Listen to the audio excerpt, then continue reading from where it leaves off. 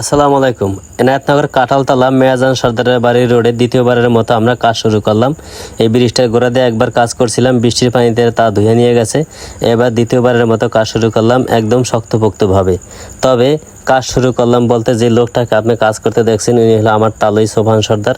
তার অবদানটাই এখানে অনেক বেশি, উনি খুব গুরুত্বের সাথে কাজ করতেছে। এখান দিয়ে যাতে করে পরবর্তীতে ভেঙে না যায় এই কারণে ঢালাই করে দেওয়া হবে, একদম শক্তপোক্তভাবেই কাজটা করা হচ্ছে। আপনারা ভিডিওটি শেয়ার করে দিবেন যাতে করে গাড়িওয়ালারা এখান দিয়ে আসে। অনেক গাড়িওয়ালারই জানে যে এখান দিয়ে যাতায়াত করা যায় না, ব্রিজ দিয়ে ওঠানো যায় না গাড়ি, এই কারণে আসে না।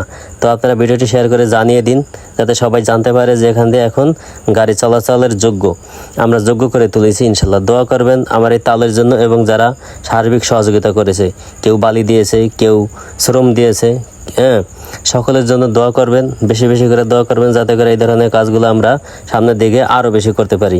এই দেখেন অনেক গুরুত্বের সাথে তালই কাজ করতেছে, তালের জন্য দোয়া করবেন মুরব্বী মানুষ। সকলকে ধন্যবাদ।